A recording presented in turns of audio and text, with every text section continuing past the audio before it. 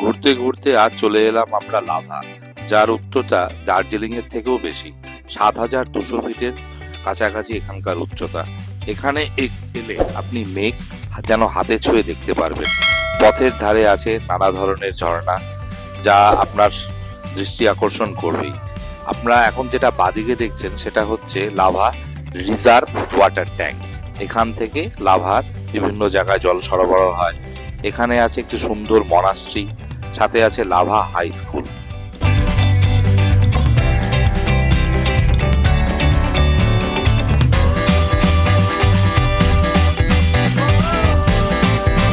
আগে থেকেই বুকিং করা ছিল ওয়েস্ট বেঙ্গল ফরেস্ট ডিপার্টমেন্টের লাভা গভর্নমেন্ট রিসর্টটি। এই গভর্নমেন্ট রিসর্টটি একটি পাহাড়ের মাথায় তৈরি করা।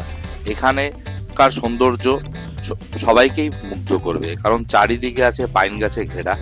পাইন গাছ এখানে চারিদিকেই বিরাজমান। তবে বর্ষা হওয়ার জন্য একটু সাবধানতা অবলম্বন অবশ্যই করতে হবে, কারণ এখানে আছে জোকের অত্যাচার। সে প্রায় গাছগুলোর মাথা থেকে মাঝে মাঝেই জোক পড়ছিল। আবার আপনাকে অবশ্যই ছাতা ইউজ করতে হবে এখানে, কারণ আপনি জানবেন না কোথা থেকে জোক আসছে। আপনি হয়তো হাঁটতে হাঁটতে দেখলেন যে নিচ থেকে জোক আসছে না, কিন্তু দেখবেন হঠাৎ করে মাথার উপর থেকে জোক পড়ে গেল। গভর্নমেন্ট রিসর্টটি বলতে গেলে মেনটেন হয়ই না, কারণ এখানে পাওয়ার সাপ্লাইও ঠিকঠাক নেই। ওয়েস্ট বেঙ্গল ফরেস্ট ডিপার্টমেন্টে আদার্স যেগুলো গভর্নমেন্ট রিসর্টে আমার থাকার অভিজ্ঞতা হয়েছে, তার তুলনায় এটিকে বলা যেতে পারে মেনটেনেন্স একেবারেই করা হয় না। পরের দিন সকালবেলা আমাদের ফেরবার পালা, সেদিন অঝোরে বৃষ্টি পড়ছিল।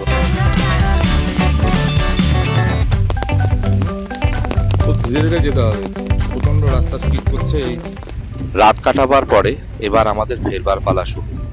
লাভা গভর্নমেন্ট রিসর্ট থেকে গাড়ি ঢোকানো থেকে বের করা দুটোই একটু কষ্টসাধ্য কাজ। আর আমাদের সময় যেহেতু রাস্তায় অঝোরে বৃষ্টি পড়ছিল, তো আমাদের বের করতে বেশ বেগ পেতে হয়।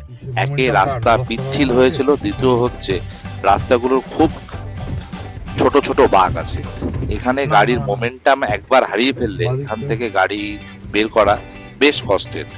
যদিও সেটা বর্ষাকাল যদি না হয়ে থাকে তবে হয়তো খানিক সুবিধা হতো। আমরা যেহেতু ঘোর বর্ষায় যাই, তাই আমাদের গাড়ি বের করতে বেশ কিছুটা বেগ পেত।